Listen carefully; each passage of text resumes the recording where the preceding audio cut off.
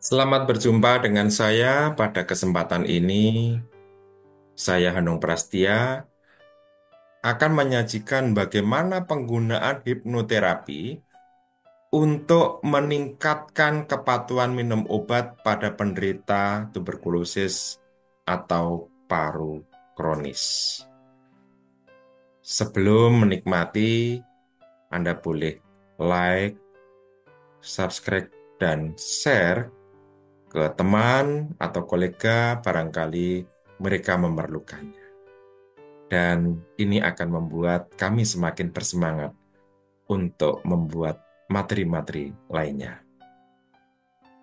Dengan kepatuhan kita merawat harapan dan membangun masa depan yang sehat. Tujuan daripada materi ini, setelah Anda menikmati, melihat, mendengarkan dengan seksama, saya berharap Anda memahami penggunaan hipnoterapi untuk meningkatkan kepatuhan minum obat. Dan materi kita adalah tentang kepatuhan, hipnoterapi, pengaruh hipnoterapi pada kepatuhan, dan aplikasi hipnoterapi untuk kepatuhan minum obat. Menurut WHO, kepatuhan dalam kesehatan atau the extent to which a person behavior taking medication, following a diet, and or executing lifestyle changes corresponds with a great recommendation from a healthcare provider. Atau kepatuhan minum obat itu adalah sejauh mana perilaku seseorang dalam mengonsumsi obat, mengikuti diet, atau melakukan perubahan gaya hidup sesuai dengan anjuran terapi atau rekomendasi kesehatan yang diberikan oleh tenaga kesehatan. Ya, kalau kita mengingat konsep HBM, Health Belief Model, yang Anda bisa saksikan, Anda bisa nikmati di dalam film kami di YouTube yang lainnya, Anda bisa cek ya. Konsep HBM ya, awalnya dibuat oleh Rosenstock ketika ada screening di Amerika pada tahun 50-an, tetapi hanya sedikit orang yang mau mengikutinya. Nah, HBM, konsep HBM, kepatuhan minum obat pada penderita TB dan penyakit paru kronis, ini menurut konsep HBM bergantung pada persepsi individu tentang kerentanan, keseriusan, manfaat, dan hambatan yang dihadapinya. Dan intervensi berbasis edukasi, dukungan psikologis, dan teknologi ini dapat mengoptimalkan komponen-komponen ini untuk meningkatkan kepatuhan. Apa sebenarnya faktor yang memengaruhi kepatuhan seseorang dalam minum obat? Yang pertama adalah faktor individu. Faktor individu di sini antara lain pengetahuan dia tentang sakitnya, tentang manfaat minum obat, ya, motivasi dia, dan keyakinan terhadap pengobatan. Kemudian juga faktor sosial. Ini sangat penting sekali. Dukungan dari keluarga atau komunitas penting, sangat penting. Kemudian faktor eksternal. Bagaimana seseorang ini memiliki akses ke fasilitas kesehatan? Bagaimana dia mampu berkomunikasi dengan tenaga kesehatan, dengan dokter, dengan perawat, dengan bidan, atau tenaga kesehatan lain. Kemudian faktor ekonomi. Ini juga sangat menentukan. Dia tahu, dia pengen, tapi tidak mampu. Untuk sekedar transportasi saja tidak mampu, meskipun pengobatannya gratis. Ini juga memengaruhi kepatuhan dia untuk berobat. Jadi kemampuan finansial pasien ini juga sangat penting. Sangat penting. Dan ketidakpatuhan pasien dalam mengonsumsi obat tuberkulosis ini merupakan tantangan yang signifikan. Tantangan yang signifikan. Pasien menghadapi kesulitan dalam menjaga kepatuhan bisa juga karena efek samping obat. Karena durasi pengobatan yang lama. Serta faktor psikologis seperti stres dan kecemasan ini juga akan memengaruhi. Faktor yang menyebabkan ketidakpatuhan pasien TBC dan paru kronis ini sebenarnya apa? Ada banyak. Yang pertama, durasi pengobatan yang panjang. Anda boleh bayangkan, 6 bulan itu bukan yang pendek. Bagi orang yang belum memahami manfaat pengobatan, belum menerima kondisinya. Yang pertama, durasi pengobatan yang panjang. Kemudian yang kedua adalah efek samping obat. Pada beberapa orang mungkin merasakan hal yang kurang nyaman. Mungkin ya. Kemudian yang ketiga, kurangnya pengetahuan tentang penyakit dan pengobatan. Ini menjadi faktor penyebab ketidakpatuhan. Dia merasa setelah minum obat selama 3 bulan, merasa nyaman. Akhirnya dia berhenti. Dia sudah merasa nyaman. Kemudian yang keempat, dukungan sosial dan keluarga yang minim. Keluarganya nggak peduli karena nggak tahu. Keluarganya cuek, lingkungannya juga nggak peduli. Yang kelima, kendala akses ke fasilitas kesehatan. Tidak ada yang mengantar, tidak punya sarana transportasi, dan sebagainya. Atau terlalu jauh. Yang keenam, stigma sosial. Ketika diberi diagnosis TBC, merasa malu, sehingga dia tidak mau mengakui. Dampaknya tidak mau berobat secara terang-terang. Dan yang ketujuh adalah masalah ekonomi. Meskipun program pengobatan TBC itu gratis, tetapi kalau tidak mampu menuju ke sarana pelayanan kesehatan, bisa jadi dia tidak berangkat, dia tidak patuh. Baik, sekarang hipnosis. Hipnosis itu apa? Saya tidak akan banyak bicara tentang hipnosis di sini, karena Anda bisa menyimak pada beberapa film saya di YouTube lainnya, ya, pada channel ini juga. Ya. Intinya, hipnosis itu adalah sebuah treatment yang bisa memengaruhi orang. Secara sederhana, hipnosis bisa dikatakan sebagai imajinasi yang terbimbing. Ada pengertian hipnosis, hipnotis, dan hipnoterapi. Hipnosis adalah ilmunya.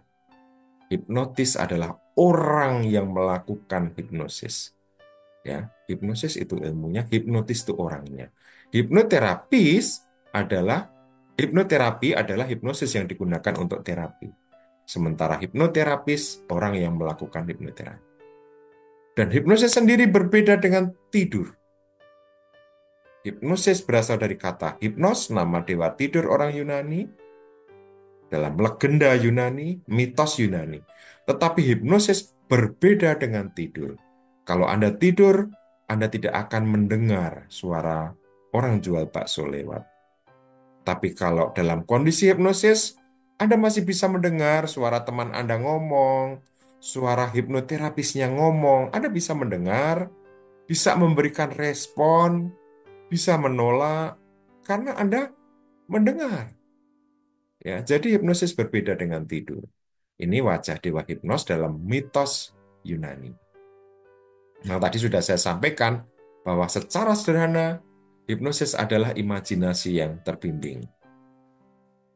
Kemudian mitos. Nah, mitos juga sudah saya jelaskan. Anda bisa buka pada eh, channel yang ini, materi yang lainnya. Ada yang mengatakan hipnosis itu praktek supranatural mitosnya. Tidak, hipnosis itu ilmiah dan alamiah. Ada yang mengatakan hipnosis itu untuk penipuan kejahatan. Tidak, hipnosis netral. Pada kesempatan ini kita menggunakan untuk hal yang positif, yaitu terapi. Mitosnya orang yang dihipnotis tidak sadar, diminta uang kasih, disuruh apa-apa nurut, semua di bawah kendali hipnotis. Tidak. Faktanya orang yang berada dalam kondisi hipnosis itu sadar dan fokus. Konon katanya, mitosnya, ketika dihipnosis seluruh rahasia pribadi terungkap. Tidak. Ini adalah pilihan dari subjek. Dia bisa menolak, bahkan karena sadar bisa saja dia berbohong. Mitosnya hipnoterapi ini dilakukan karena karisma hipnoterapisnya. Tidak. Ini adalah kerjasama. Kalau Anda tidak mau, Anda juga tidak akan bisa masuk dalam kondisi hipnosis. Jadi hipnosis itu ilmiah dan alamiah. Benar-benar sesuatu yang rasional dan ilmiah. Hipnosis bukan berarti membuat seseorang kehilangan kontrol dan mau diperintah apa saja. Ya, benar-benar ilmiah. Kalau Anda diukur dengan elektroensefalografi, maka dalam kondisi hipnosis, gelombang otak Anda berada dalam gelombang otak alfa dan theta. Ya, ilmiah, benar-benar ilmiah. Dan kalau Anda saat ini bisa menyaksikan film ini di YouTube, gelombang otak Anda kalau diukur dengan elektroensefalografi adalah beta. Beta. Beraktivitas normal, waspada, kreatif, interaksi. Tapi kalau alfa hanya fokus pada satu hal, berdoa, ya, relaksasi, menjadi jembatan penghubung pikiran sadar dan bawah sadar. Dan theta adalah kondisi relaksasi yang sangat ekstrim. Dan ini muncul saat bermimpi, bahkan termasuk saat dilakukan hipnoterapi, harus masuk ke gelombang theta. Kalau delta adalah kondisi tidur.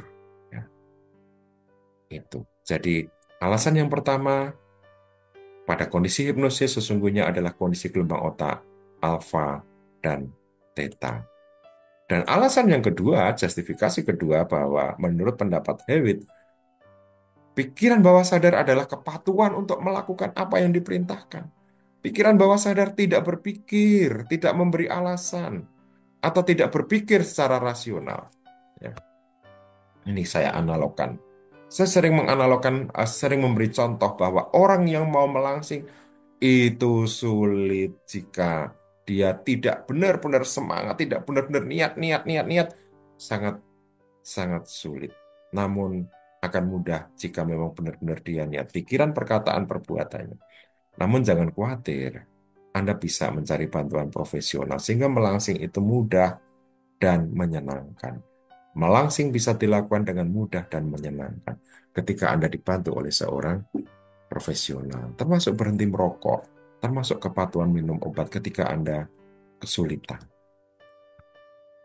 Kemudian yang ketiga, alasan ketiga, di bawah pengaruh hipnosis, korteks cerebri itu mengalami inhibisi kuat, sehingga daya identifikasi, kemampuan analisis, pengambilan keputusan terhadap stimuli baru menurun. Pengalaman masa lalu tidak dapat dimanfaatkan. Akibatnya, semua sugesti atau kata-kata sugesti menjadi kekuatan dominan yang sulit ditolak. Ya, sulit ditolak.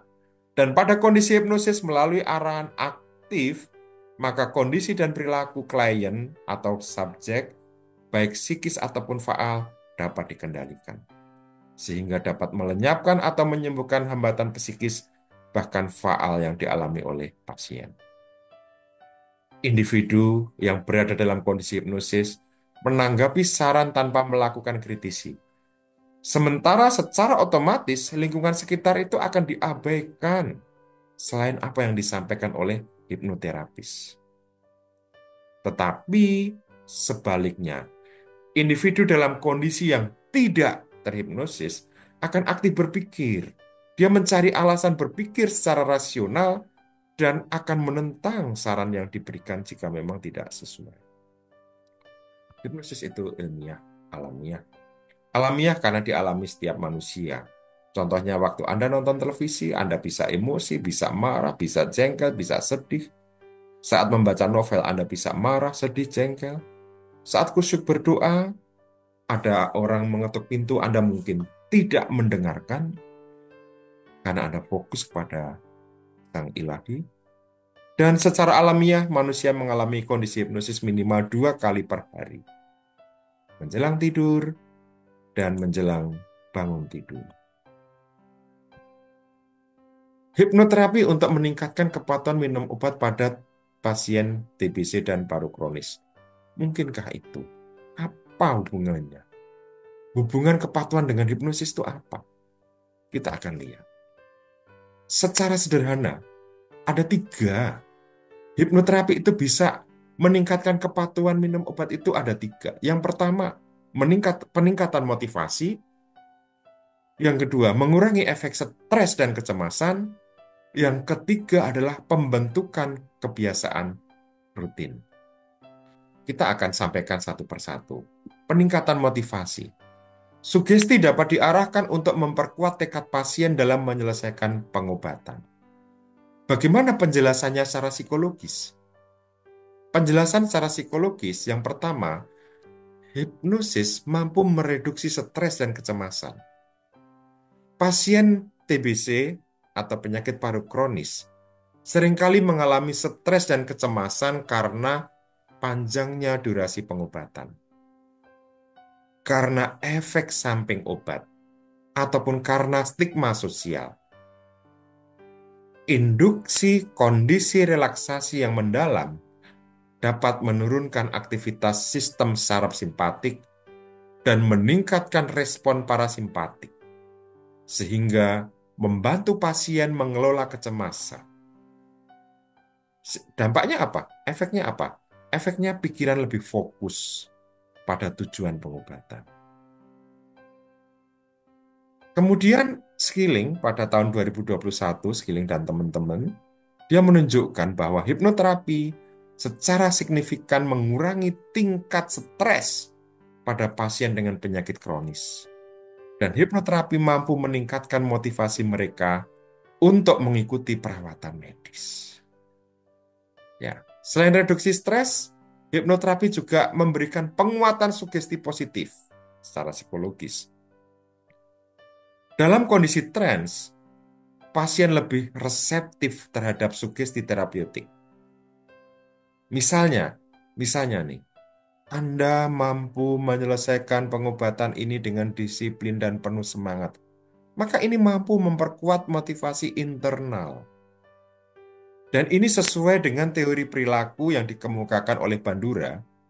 Ya, Bandura menekankan bahwa teori perilaku yang menekankan bahwa pentingnya keyakinan diri atau self-efficacy dalam memodifikasi perilaku.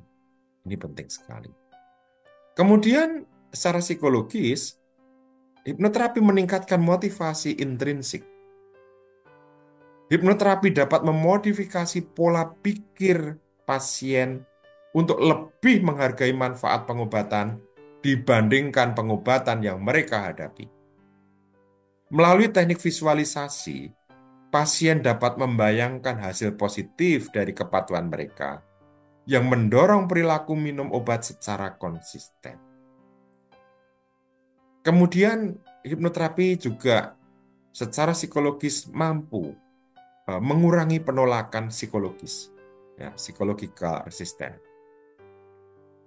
Beberapa pasien mungkin memiliki resistensi psikologis terhadap pengobatan karena mungkin trauma masa lalu atau kelelahan pengobatan.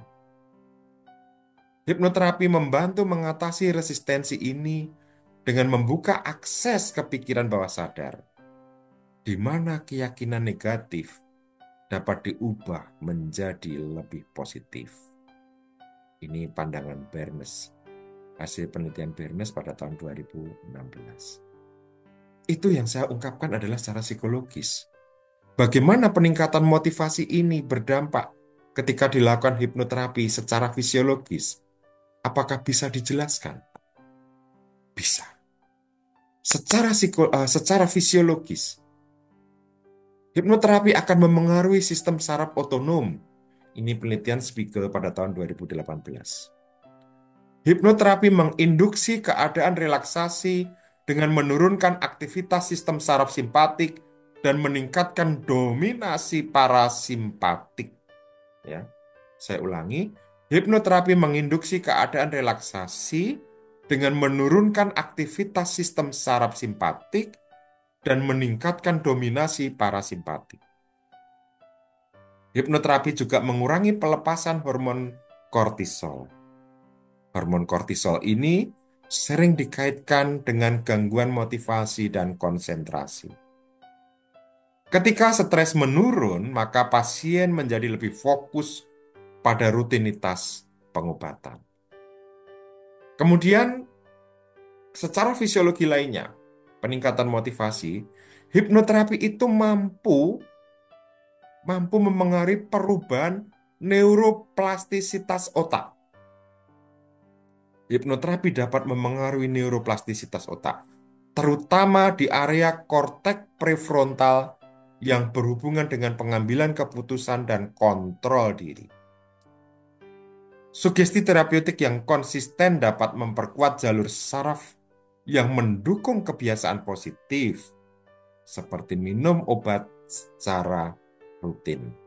Ini pandangan Jensen pada tahun 2015.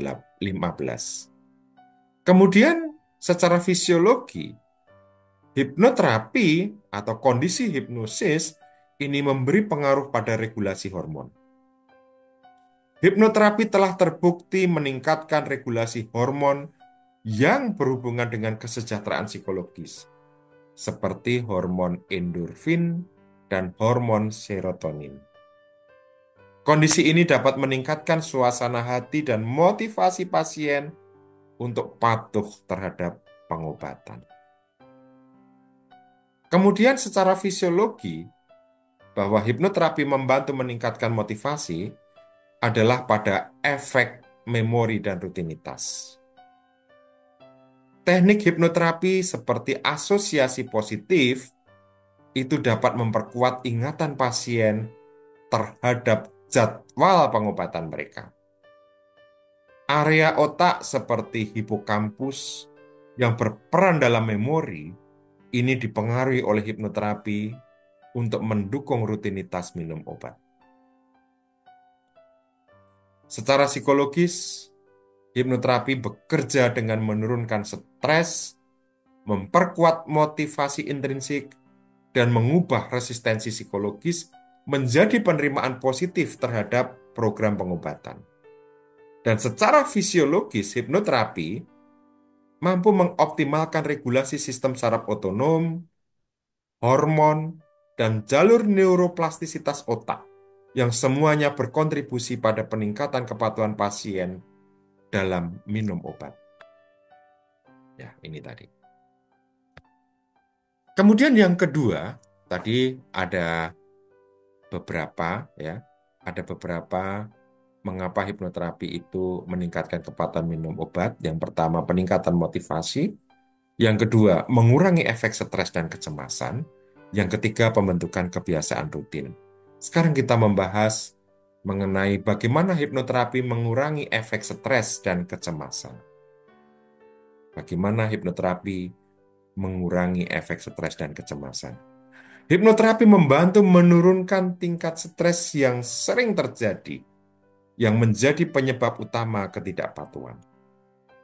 Hipnoterapi bekerja dengan cara memodifikasi pola pikir, emosi, dan respon individu terhadap stres dan kecemasan. Bagaimana penjelasannya secara psikologis? Secara psikologis akan terjadi reframing kognitif. Kondisi hipnosis bisa membawa ke arah reframing kognitif. Hipnoterapi membantu pasien mengubah persepsi negatif terhadap pengobatan atau kondisi mereka.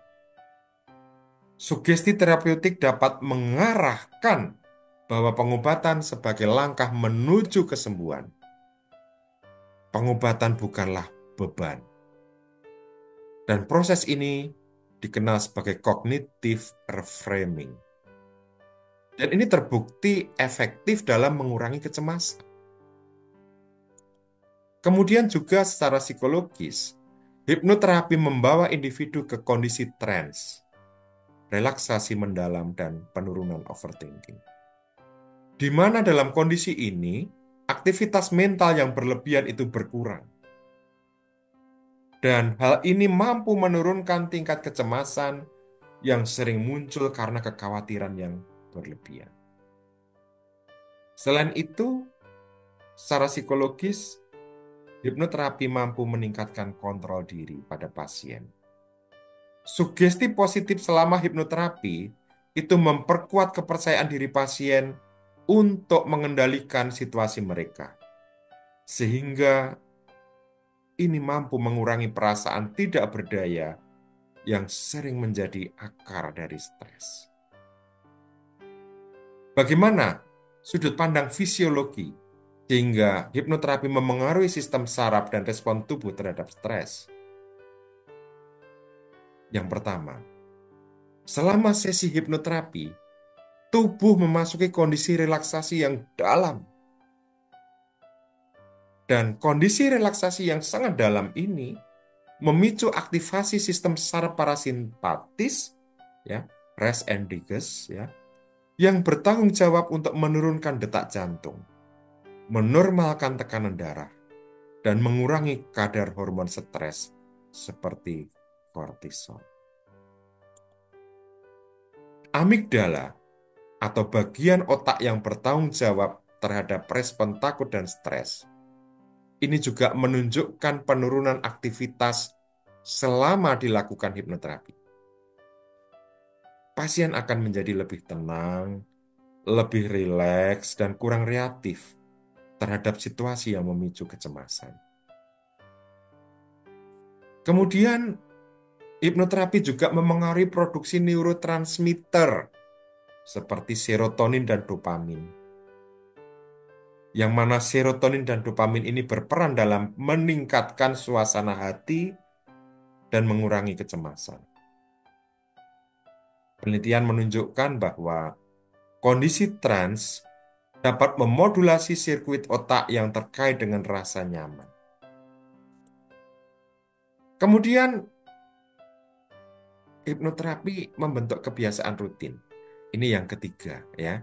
Jadi tadi yang pertama saya sudah menyampaikan, sudah menjelaskan bagaimana hipnoterapi meningkatkan kepatuhan minum obat, yaitu melalui peningkatan motivasi. Yang pertama, yang kedua, mengurangi efek stres dan kecemasan, dan yang ketiga adalah membentuk kebiasaan rutin. Ya, membentuk kebiasaan rutin. Dengan kita mengintegrasikan kebiasaan minum obat ke dalam rutinitas harian melalui teknik visualisasi dan penguatan sugestif, maka di sini bisa membawa seseorang lebih patuh. Secara psikologis, hipnoterapi bekerja dengan memengaruhi pikiran bawah sadar yang memainkan peran penting dalam pembentukan dan pemeliharaan kebiasaan. Hipnoterapi mampu membentuk kebiasaan rutin minum obat melalui mekanisme penguatan sugesti positif. Sugesti positif yang diberikan selama hipnoterapi, misalnya minum obat setiap hari adalah langkah penting untuk kesembuhan, maka sugesti ini memengaruhi pikiran bawah sadar. Sehingga perilaku minum obat menjadi otomatis dan tidak memerlukan upaya sadar yang besar. Kemudian juga hipnoterapi mampu mereduksi hambatan psikologis. Tadi sudah saya singgung, ya. Penderita TBC atau paru kronis sering mengalami stres atau kecemasan atau bahkan depresi karena pengobatan yang lama, durasi pengobatan yang lama. Hipnoterapi membantu menurunkan tingkat stres dengan menciptakan relaksasi mendalam, yang pada gilirannya meningkatkan fokus dan motivasi untuk menjalankan pengobatan. Dan hipnoterapi juga dapat mengubah keyakinan negatif pasien tentang pengobatan menjadi positif. Misalnya, pasien yang awalnya percaya bahwa pengobatan ini sulit, pengobatan ini panjang, ini dapat mulai memandangnya sebagai sesuatu yang dapat diatasi. Kemudian, visualisasi kebiasaan. Teknik visualisasi yang digunakan dalam hipnoterapi memungkinkan pasien membayangkan diri mereka minum obat secara konsisten, sehingga otaknya berlatih perilaku tersebut sebelum benar-benar melakukannya. Hal ini memperkuat koneksi neurologis terkait kebiasaan positif. Bagaimana membentuk kebiasaan rutin ini dari sudut pandang fisiologis? Hipnoterapi memengaruhi fungsi otak dan sistem saraf yang terkait dengan pembentukan kebiasaan. Misalnya, hipnosis atau hipnoterapi itu akan memengaruhi sistem limbik. Sistem limbik yang bertanggung jawab atas emosi dan motivasi. Aktivasi sistem limbik meningkatkan penerimaan sugesti positif yang mendukung kebiasaan rutin seperti minum obat secara teratur. Kemudian, hipnoterapi juga dapat meningkatkan neuroplastisitas, ya. Neuroplastisitas kemampuan otak untuk membentuk koneksi baru. Pengulangan sugesti positif selama sesi hipnoterapi menyebabkan jaringan saraf yang mendukung perilaku minum obat diperkuat dan menjadikannya kebiasaan yang lebih mudah dipertahankan. Kemudian, secara fisiologis, hipnoterapi juga menurunkan aktivitas sistem saraf simpatik yang seringkali terlalu aktif karena stres. Kondisi ini memungkinkan pasien merasa lebih rileks, lebih fokus, sehingga lebih mudah untuk melaksanakan kebiasaan yang diinginkan. Hipnoterapi juga memicu pelepasan neurotransmitter seperti dopamin yang terkait dengan perasaan reward. Setiap kali pasien berhasil mematuhi jadwal minum obat, otak akan memberikan sinyal penghargaan. Dan otak ketika memberikan sinyal penghargaan akan memperkuat perilaku yang dilakukan oleh pasien itu. Nah, sekarang bagaimana aplikasi hipnoterapi untuk meningkatkan kepatuhan? Pada saat diagnosis ditegakkan oleh dokter tentunya, maka bisa dilakukan edukasi. Lakukan hipnoterapi juga yang mana sugestinya adalah kepatuhan minum obat. Apakah ini lama? Tidak. Sudah ada aplikasi yang kami buatkan. Kemudian, pasien juga diberikan penugasan mendengarkan audio kepatuhan di rumah atau saat dia mengambil obat. Ya. Kalau ada perasaan mual sebelum minum obat, ini juga mudah untuk mengatasinya. Kita bisa lakukan treatment dengan tapping pada titik-titik akupuntur tertentu. Ya, pada titik-titik akupuntur tertentu. Akhirnya, akhirnya, kombinasi psikologis dan fisiologis membuat hipnoterapi menjadi alat yang efektif untuk membentuk kebiasaan rutin. Pemberian sugesti positif mengurangi hambatan psikologis dan mengoptimalkan fungsi otak melalui neuroplastisitas dan regulasi sistem saraf. Hipnoterapi mampu membantu pasien TBC atau paru kronis mematuhi pengobatan jangka panjang. Temukan TB, obati sampai sembuh. Sampai jumpa dengan saya Hanung Prastia di Cerita Bahagia. Semoga bermanfaat dan menjadi berkah.